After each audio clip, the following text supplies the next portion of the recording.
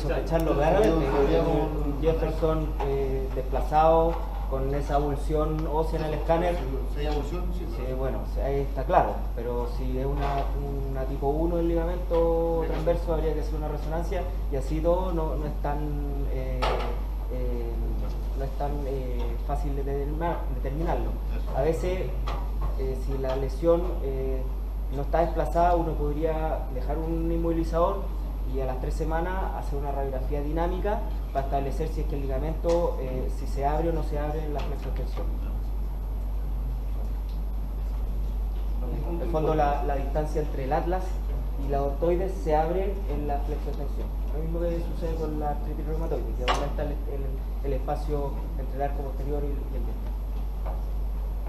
Una cosa que quería agregar que es relevante es que el manejo con halo en un paciente con una luxofractura o con una lesión inestable de columna cervical es súper importante tenerlo presente, sobre todo considerando que hay muchos hospitales, como en Santiago y acá en Santiago también, en los cuales llegan pacientes con lesión inestable, con luxofracturas de columna cervical, en la cual lamentablemente no funciona el equipo de columna como funciona, por ejemplo, en las clínicas privadas, en el fondo, y que es fundamental que un médico traumatólogo general sepa reducir adecuadamente y a tiempo una lesión inestable, porque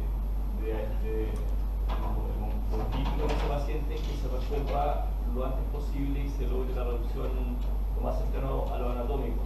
Entonces, claro, en la clínica actualmente hay un equipo de columna que está a las 24 horas de llamada, pero en los hospitales públicos lamentablemente eso no funciona de esa manera, por lo tanto el traumatólogo que esté en urgencia tiene que ser capaz de alinear la columna con una halo, tracción, en el fondo que se coloca al paciente en posición, se le coloca unos pins en la cabeza con un sistema de tracción en el eje horizontal del paciente y se va colocando peso en forma progresiva, cosa de que una fractura o una luxofractura se pueda reducir de manera que la médula se deje de comprimir. Esa simple maniobra de reducción en la urgencia hace que el pronóstico del paciente cambie en forma dramática, por lo tanto, es algo que ustedes como traumatólogos tienen que saber manejar adecuadamente. Ahora viene el Dr. Weinstein a hablar de patología traumatológica en columna.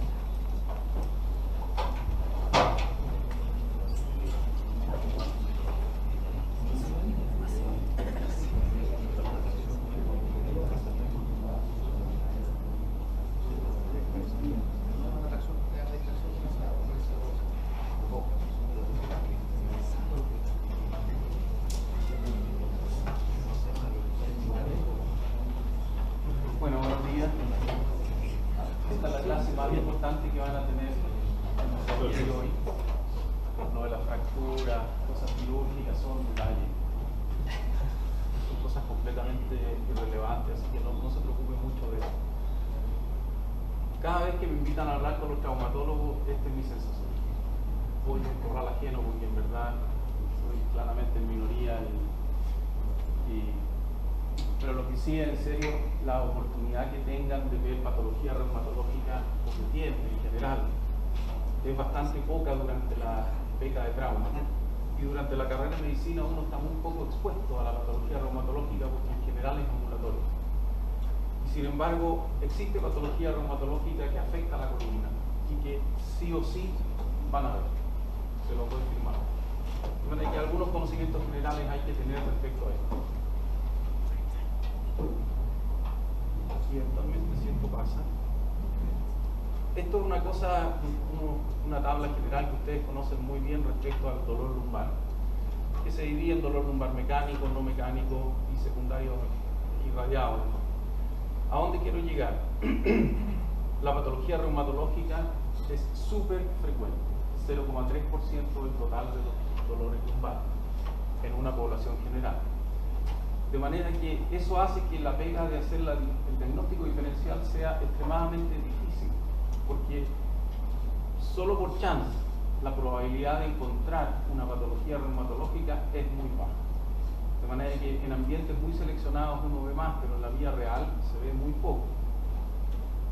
Respecto a los típicos, las banderas rojas y toneladas reglas mnemotécnicas, pero el tuna fish sigue siendo bueno, cierto trauma, baja de peso, síntomas neurológicos, edad mayor de 50 años, fiebre, droga intravenosa, uso de corticoides, cáncer. Sin embargo, si se fijan esto, las banderas rojas no toman en cuenta en general la patología reumatológica y se basa en el diagnóstico. Y tal como les mostré, solo el 0,3% corresponde a enfermedades de origen reumatológico. Y mi amigo Marcelo quiere que en 20 minutos yo les hable de toda la patología reumatológica que afecta a la columna, y yo les digo inmediatamente que eso es imposible. De manera que gracias, Marcelo, por el desafío. Vamos a hablar básicamente de dos patologías, que son las espondiloartropatías y la artritis reumatoide, que son las que más típicamente afectan la columna, pero quiero que sepan que hay muchas otras que no voy a tocar, simplemente porque son de frecuencia escasa y porque no tienen tanta relevancia. La espondiloartropatía es un grupo enorme de enfermedades, dentro de las cuales está la espondiloartritis anquilosante más tradicional, la caña de bambú y la cosa que ustedes han aprendido, la artropatía psoriática. El 2% de la población global tiene psoriasis y el 20 a 30% tiene artropatía psoriática. Artritis reactiva, lo que antes llamaban el síndrome de Raynaud, la artritis enteropática, uveítico o manifestación única, la artritis juvenil idiopática y la espondiloartropatía indiferenciada. ¿Cuáles son las más comunes de ver en la práctica diaria? Espondiloartropatía anquilosante y artropatía psoriática. Pero vamos a ver que este nombre ya tampoco se usa mucho. Esto se lo tienen que aprender de memoria, porque este es tal vez la gran diapositiva que tienen que saber. Cuando sospecho patología reumatológica en términos de sintomatología, esto es lo que se llama dolor lumbar inflamatorio, que van a ver es distinto al dolor lumbar mecánico, que es el que uno está más acostumbrado a ver. Primero, es de comienzo temprano en la vida. No voy a sospechar a priori una enfermedad reumatológica tipo espondiloartritis, un señor o señora de 70 años que tiene dolor de espalda hace 3 meses. ¿Sí? Eso está fuera de los márgenes del dolor lumbar inflamatorio. Comienzo insidioso. Mire, empecé con dolor de espalda hace una semana. Ok, bien, será cualquier cosa, pero espondiloartropatía por una semana de dolor no. Mejora con el ejercicio, a diferencia de los dolores que uno está más acostumbrado a ver, que se echan a perder con el ejercicio. No mejoran con el reposo, es decir, el paciente tiene dolor durante la noche y en la mañana. Y cuando un paciente en la historia les dice que se despierta con dolor o por dolor y que amanece con dolor de espalda, ojo con eso. En un enfermo joven que les cuenta esas dos cosas, piensen en algún tipo de enfermedad inflamatoria de columna y no en un dolor lumbar mecánico. Y el dolor nocturno, que se mejora cuando el paciente se levanta en la cama, es una indicación muy clara. Estos criterios de dolor lumbar inflamatorio tienen que ser tan importantes como la clasificación de no me acuerdo quién, de la fractura de C1, C2 y todas esas cosas que ustedes saben, pero esto es súper importante. Súper importante. ¿Cómo clasificamos o hacemos el diagnóstico de espondiloartropatía hoy en día? Y digo hoy en día porque esto cambió radicalmente en los últimos 4 a 5 años. Ya no se hace el diagnóstico como lo hacíamos antes. Estos criterios son relativamente nuevos. Y básicamente clasificamos a un enfermo que tiene un dolor lumbar de más de 3 meses. Más de 3 meses. Y que tiene menos de 45 años. Esos son los criterios de ingreso. Y aunque ustedes no lo crean, me han llegado señoras o señoras de 80 años para descartarle una sacroileitis. Y eso no es tan raro. El doctor Molina insiste en mandarme, pero eso no pasa, ¿no? Eso no pasa. Entonces tengo dos caminos para clasificar al enfermo. Si tiene sacroileitis en la imagen, y vamos a ver qué es una sacroileitis en la imagen, y uno o más de los criterios de espondiloartropatía, puedo clasificar al paciente como sospecha de espondiloartropatía inflamatoria. Entonces tenemos un paciente joven que tiene una historia de dolor lumbar de tipo inflamatorio de más de 3 meses, que tiene una sacroileitis en la imagen. Hasta ahí no basta. Eso no es suficiente para el diagnóstico de espondiloartropatia. Tiene que tener el dolor lumbar inflamatorio, artritis, entesitis, que es, ¿cierto?, inflamación de la unión del tendón con el hueso, lo que llaman entesis, uveitis, dactilitis, psoriasis, enfermedad inflamatoria intestinal, buena respuesta a los antiinflamatorios. En general, a diferencia de otros lumbagos, el lumbago del paciente con espondiloartropatía responde bien a los antiinflamatorios, por lo menos al inicio. Familia con historia de espondiloartritis B27 y elevación de parámetros inflamatorios. De manera que tengo un dolor lumbar inflamatorio, tengo la sacroileitis y tengo algo más. ¿Ok? O tengo el dolor lumbar, le pedí el 27 y salió positivo, y tengo que tener al menos criterios radiológicos de imagen de sacroileitis.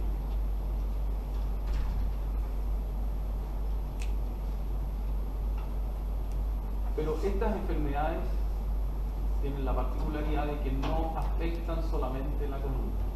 Que les quede claro, la razón del diagnóstico y del tratamiento ciertamente en la espalda, pero pueden producir compromiso severo ocular, aparato digestivo, corazón, piel, aparato respiratorio, compromiso columna vertebral, sacroiliacas, tendones, dedos.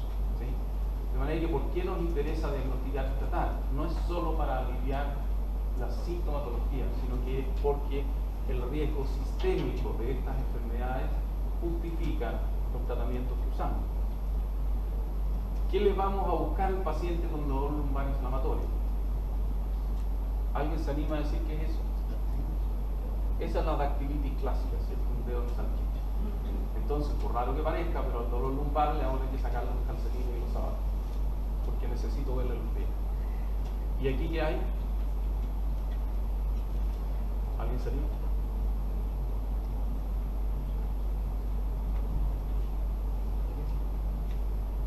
Hay artritis de la interfalángica proximal, ¿cierto? Y una imagen de dactilitis, no sé muy bien, pero esa uña está hecho bolsa, es una uña psoriática. Y esto es la clásica artropatía psoriática con dactilitis y con lesiones de piel. ¿Qué hay ahí? Una tendinitis aquiliana. Métanse en la cabeza esta imagen. Es virtualmente igual que una micosis unguial, idéntico. Pero esto es psoriasis unguial. Los pacientes que más artritis psoriática tienen son los que tienen psoriasis unguial. ¿Sí? De manera que miren estas uñas que parecen hongos, básicamente, pero tienen raspados negativos y todo eso, pensar en psoriasis. Más compromiso unguial y psoriasis bastante más clara, por supuesto. Una uveitis, acuérdense, ojo rojo profundo, es el ojo rojo que entre otras cosas tiene alteración de la forma pupilar y que tiene infiltración de los vasos sanguíneos en el limbo, o sea, llega la irrigación llega hasta la periferia de la córnea. A diferencia de esto, ¿se fijan? Aquí hay un margen blanco al lado de la córnea. Esto es una conjuntivitis. Entonces, cuando veo un ojo rojo como este en alguien con dolor de espalda, sospecho inmediatamente una espondiloartropatía y una uveitis, complicación potencialmente grave y que puede dejar ciego un paciente. Esto es lo que ustedes típicamente ven o veían antiguamente, ¿cierto? Y hacíamos el diagnóstico cuando teníamos una sacroileitis radiológica. Ahí está la clasificación de Nueva York, tipo 1, tipo 2, tipo 3, tipo 4. Esto no es aceptable en nuestro grupo. Nadie deberá tener el diagnóstico de una espondiloartropatía con estas radiografías. Aquí pasaron decenas de años de dolor de espalda en que consultaron y le miraban la columna. Porque realmente eso es lo que pasa. Vienen con radiografías de columna, resonancias de columna, y nunca nadie miró un pelito más abajo. Y el diagnóstico está un pelito más abajo. Entonces, cuando sospechen en pacientes jóvenes una espondiloartropatía, Métase en la cabeza resonancia de articulaciones sacroiliacas. ¿Le agrega un costo? Sí. ¿Le agrega minutos al examen? Cierto. Pero la potencialidad diagnóstica es gigantesca. ¿Qué es una sacroileitis radiológica? Desde el punto de vista de la resonancia, es el hallazgo de edema óseo, capsulitis, sinovitis, entesitis, lesiones estructurales subcondrales, erosiones, depósito graso verticular y puente óseo. ¿Qué es entonces? Porque esos son los hallazgos de la resonancia. ¿Qué es una sacroileitis radiológica? Solo es edema óseo y erosiones. Nada más de las descripciones que puedan tener en una resonancia de sacroiliacas tiene valor diagnóstico. Absolutamente nada más. Solo el edema óseo y solo las erosiones. Si le describen capsulitis, sinovitis, le describen todo lo que quieran, bien, bienvenido sea, me alegro mucho que lo tenga, pero no me sirve. ¿Ok? ¿Cuál de estos tiene criterios de diagnóstico o sirve para el diagnóstico? El edema óseo o la osteitis son o es parte importante del diagnóstico. Desgraciadamente, por mucho tiempo estaba un adendum en los criterios diagnósticos y sigue estando, que bastaba con una lesión activa en un corte o más de dos en dos cortes separados. ¿Qué es lo que ocurre con eso? Edema óseo de ese tipo, superficial, pequeño, se ve en un 20 o 30% de individuos sanos. Pacientes que trotan, que hacen ejercicio, mujeres con parto, cualquier persona. De manera que ha ido perdiendo peso como diagnóstico el edema óseo solo, a menos que sea como el que les voy a mostrar acá. Y de las lesiones estructurales que por mucho tiempo las guías clínicas decían esto, si tiene erosiones, depósito graso, esclerosis, anquilosis, no son suficientes para el diagnóstico de sacroileitis y lo van a seguir leyendo. Eso es un error actualmente. Este es un cambio que lleva menos de un año. ¿Sí? Si leen cualquier literatura como esta que tiene un par de años, va a seguir saliendo eso. ¿A qué le llamamos sacroileitis en la resonancia? Al hallazgo de edema óseo profundo más erosiones. Eso es una sacroileitis, indudablemente. O un gran edema óseo, que es lo que se llama edema óseo profundo.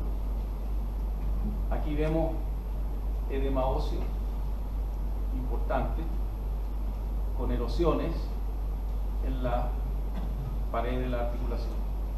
Entonces tenemos edema óseo, que es lo blanco, esta rayita fina que ven ahí, no sé si se fijan, como una V invertida. ¿Sí? Eso es lo que se llama una capsulitis de la sinovial de la sacroiliaca. ¿Sí? No tiene ningún valor diagnóstico. Y cuando lo miran radiológicamente hay disminución del espacio y erosiones. De manera que estos hallazgos de la resonancia son los que se correlacionan con la antigua radiografía de columna. Cuando hablo de edema óseo profundo, me refiero a esto. Gran edema óseo que compromete muchos cortes en la resonancia. Lo mismo se ve acá. Sin embargo, estos hallazgos chiquititos, que todavía se los van a informar como hallazgos compatibles con sacroileitis, no corresponden la gran mayoría de las veces a sacroileitis. Y ustedes dejan al enfermo en reposo 2 o 3 meses, le hacen una nueva resonancia y esto desaparece. ¿Sí? Básicamente la misma historia, pero esto es una ileitis condensada. ¿De dónde pido una resonancia cuando sospecho una espondiloartritis? Solo de la sacroiliaca. Existe dando vuelta, y seguramente lo han escuchado por ahí, lo que llaman el protocolo PEP. ¿Sí? El protocolo PEP es una suerte de resonancia de columna total con 2 o 3 secuencias, STIL de 2, a veces de 1 y nada, no tiene gaolino, no tiene. Y sale más barato que pedir resonancia de columna cervical, no tiene ningún sentido pedir resonancias fuera de la sacroiliaca para el diagnóstico de lo que estamos hablando. La probabilidad de que un enfermo tenga sacroiliacas normales teniendo una espondiloartritis no supera el 2%. ¿Sí? De manera que tienen sospecha de enfermedad reumatológica de columna tipo espondiloartropatía, inmediatamente viene una resonancia de sacroiliaca. Punto. No de columna para arriba, no de columna dorsal, aunque tenga cervical, aunque tenga lumbar. Esto nos ha servido para entender esta enfermedad, porque uno tiene grabado la columna de bambú, ¿cierto?, como la historia natural de la enfermedad. Afortunadamente, la historia natural de la enfermedad, el paciente que llega a tener un compromiso osificante como la espondiloartritis, es muy poco. Probablemente no supera el 25% del total de los pacientes con sacroiliitis. Hoy hacemos los diagnósticos en etapa de dolor inflamatorio de columna, sin radiografía alterada, solo con resonancia alterada. De manera que hoy llegamos aquí, en lo que se llama espondiloartritis no radiológica. No radiológica porque la radiografía es normal, por eso se llama no radiológica. Hoy diagnosticamos los enfermos acá. Pero si fijan este curso como un río, algunos enfermos van a la revisión espontánea, otros enfermos tienen un curso fluctuante en el tiempo, algunos se quedan simplemente así, que la gran mayoría, si ustedes suman todo esto que ha pasado para acá, la gran mayoría se queda como espondiloartritis no radiológica. Antes no sabíamos porque no existía esta enfermedad. Los que evolucionan hacia la osificación, solo algunos son progresivos y hay otro grupo que no es progresivo. De manera que el diagnóstico de espondiloartropatía, hoy diagnosticado aquí, no es la espondiloartritis que el paciente típicamente nuclea y que ve que sale tieso, cuadrado. ¿Por qué nos importa hacer el diagnóstico temprano? Porque hoy tenemos tratamientos buenos que dan la enfermedad. ¿Sí? Estos pacientes no responden a ningún medicamento tradicional de lo que usamos en reumatología. No tienen buena respuesta al methotrexato, no tienen buena respuesta al plaquinol. Hay un 20-30% que tiene buena respuesta a la sulfidine, todavía no sabemos bien cuáles, pero lo novedoso de la historia es que se han agregado todos los biológicos que ustedes saben estamos usando en reumatología. Todavía la espondiloartritis quilosante pura no tiene la protección de la ley de Cartesoto, pero la artropatía psoriática con compromiso axial sí la tiene. Sí la tiene. Y basta con que el enfermo tenga psoriasis, compromiso axial, falla antiinflamatorios para que sea candidato a la ley de protección económica, la ley de Cartesoto, y acceder a las terapias biológicas que son carísimas. De manera que la responsabilidad de los que vemos dolor de espalda es enorme, porque tenemos que diagnosticar tempranamente a estos enfermos para darle un tratamiento correcto. Cambiamos de switch un poco, artritis reumatoide. La artritis reumatoide puede comprometer básicamente la columna cervical. ¿Por qué la columna cervical y no la dorsal y no la lumbar? Dios sabe, nosotros no tenemos idea. ¿Cuándo pensamos que un paciente tiene compromiso columna cervical? Cuando es de larga data, pacientes seropositivos y nodulares. Les voy a mostrar de qué se trata. Cuando sospechamos sintomáticamente cervicalgia, mareo, mielopatía, signos de Smith, cefalea occipital, en esos enfermos.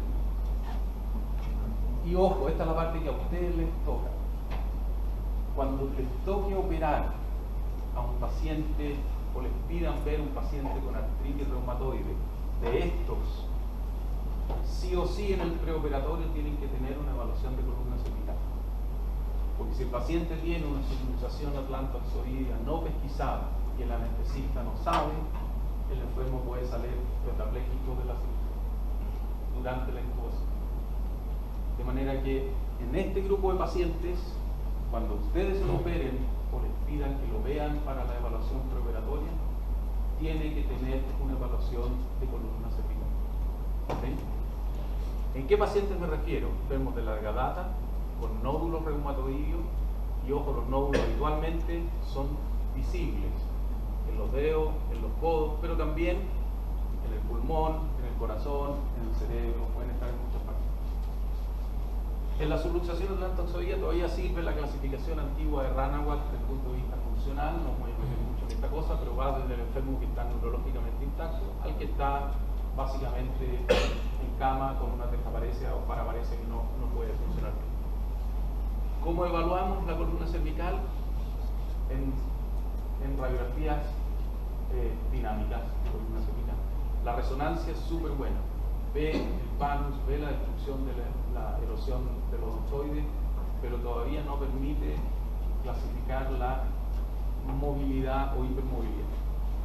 Entonces, las líneas típicas, y hay montones, no quiero meterme mucho en ese detalle, pero aquí tenemos la distancia posterior y la distancia anterior del odontoide. Entonces, cuando estas dos líneas, si las ven acá, que es la distancia entre la cara posterior del atlas y la cara anterior del odontoides es mayor a 6 a 10 milímetros, tiene indicación quirúrgica desde el punto de vista de la subluxación del toxoideo, esto es lo que llaman el ADI, y el PADI, que es probablemente el más importante y mucho más importante que el ADI. El PADI es la distancia que queda por detrás y que es menos de 13 a 14 milímetros, tiene indicación quirúrgica, 13 a 14 dependiendo si es hombre o mujer. También la columna cervical puede no solo luxarse antes o posteriormente, sino que puede luxarse subaxialmente. Y ¿qué es lo que se usa? La más usada, pero hay, de nuevo, aquí han inventado toneladas de cosas, y aquí el escáner con la clinoide y ver dónde está el odontoide, en fin, hay un montón de rayas. Pero esta es muy sencilla de hacer, solo necesita una radiografía, que es la línea de Ranawat, la distancia entre la línea tirada entre la parte anterior del atlas y el pedículo del atlas atrás con el pedículo del odontoide del C2, tiene que ser 15 milímetros en hombres, 13 milímetros en mujeres, y en más chico habla de una impactación subaxial. ¿Sí? Y no puedo dejar de mencionar en estos pequeños 20 minutos nuestro gran dolor de cabeza, que hoy decreto lo tratan los traumatólogos, que es la fibromialgia. Dejó de ser a partir de hoy una enfermedad reumatológica. Se la cedo cordialmente para que ustedes hagan cargo. La fibromialgia es un conflicto. Nadie sabe muy bien qué es, mi opinión, y un dolor centralmente mediado, con componente psiquiátrico que todos saben que hay. Exactamente si es o no una enfermedad con neurotransmisores. Es una enfermedad. Hay todo tipo de... La fibromialgia es un mundo aparte. Un mundo aparte. Algunos le llaman encefalomielitis poliálgica. Han inventado todo tipo de cosas. La mayoría de las veces son un dilema porque son enfermos que tienen un componente psiquiátrico más un componente doloroso. Como requisito sí o sí es la normalidad de los exámenes. No hablamos de fibromialgia en alguien que tiene sedimentación alta, PCR alta. Y en 2011 cambiaron los criterios diagnósticos de los puntos dolorosos a zonas dolorosas, y además agregaron componentes que son más bien cognitivos: fatiga, dificultad para recordar, en fin. Y todo esto da un score con un puntaje, y si tiene más de un puntaje X, en este caso son 13, esto está publicado en todos lados. Entonces lo que yo hago es que le paso este monito al paciente, le pido que me dibuje donde le duele, habitualmente por ahí, habitualmente 3 y tal, ¿no? Y después, ¿qué hago? Bueno, cada cual tiene su propio esquema de manejo, eso da para un tema aparte, pero a partir de hoy necesito los nombres, ustedes son responsables de todas las fibromialgias que existan. Y es lo importante para ustedes, fuera de broma, la mayoría de estos pacientes tienen dolor cervical crónico o dolor lumbar crónico. Y la cantidad de veces que vemos pacientes con artrodesis lumbar por fibromialgia, porque además tienen sinovitis facetaria y además tienen un poquito de una hernia y además tienen y que no se les pasa el dolor postoperatorio y es un fracaso quirúrgico porque se operan más de una vez, créanme que esto es el día a día. Cualquiera que haya tenido una consulta, y Marcelo lo sabe muy bien, que haya tenido una consulta de algunos años, sabe que estos pacientes son difíciles, que habitualmente ya están operados, ya le han hecho bloqueo facetario, ya le han hecho un montón de cuestiones, de manera que solo quiero que recuerden que el diagnóstico existe. No sé si la enfermedad existe, el diagnóstico existe, los pacientes están y son difíciles de diagnosticar y tratar. Es un desafío, créanme que consumen la energía que uno tiene, la poca que hay ando. Y no quiero hablar mucho simplemente de osteoporosis porque no es el tema. Recordarles que es otra de las patologías, como entre comillas nuestras, que afectan la columna. Y solo quiero hacerles énfasis en que se acostumbren a usar el FRAX score, que es una herramienta súper útil para la clasificación de la osteoporosis y la definición terapéutica. Cuándo usar fijadores de calcio. Uno puede manejarse bastante bien usando el FRAX score. Si no tienen densitometría a la mano, no importa, el FRAX permite, y esa es la gracia, permite clasificar a un enfermo aún sin tener densitometría, solamente por factores de riesgo, edad. Así que, osteoporosis, FRAX score, de memoria. ¿Sí? Listo, Marcelo. 20 minutos.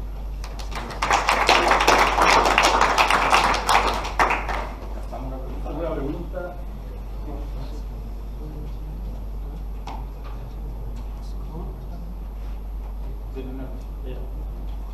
Los pacientes que tienen cambios distintos en la resonancia de sangre ilíaca, distintos a lo que siempre al poder y la inflamación, ¿son pacientes que en algún momento van a llevar a una enfermedad o no necesariamente? Tú dices el enfermo que tiene una sinovitis. Que tiene sinovitis, que tiene otros cambios. Nadie ha hecho un estudio de seguimiento a largo plazo para ver qué pasa. Lo importante es no clasificarlos actualmente como, porque son hallazgos inespecíficos. No sé si han leído por ahí, hay un estudio de resonancia magnética de manos en pacientes que no tienen artritis reumatoide. No sé si lo han visto dando vuelta. Bueno, hay un porcentaje no menor de pacientes que no teniendo artritis tienen sinovitis, erosiones, edema óseo, tendinitis. Entonces, el gran problema en la resonancia es que empezamos a ver cosas cuyo significado es incierto. Seguramente muchos de estos enfermos, una mujer que ha tenido un par de guaguas, va a tener sinovitis de las articulaciones, va a tener un puente óseo en la sacroilíaca, y eso no es patológico, es simplemente el hallazgo de una alteración. Pero esta cosa en las manos es sorprendente, porque uno hasta ahora decía, si un paciente con dolor articular tiene erosiones en la resonancia, eso es una artritis, sí o sí. Bueno, alrededor de un 3% de gente sana, sin artritis, tiene erosiones en la resonancia. En pacientes con espondilopatía, ¿qué importancia tiene la solicitud de HLA-B27?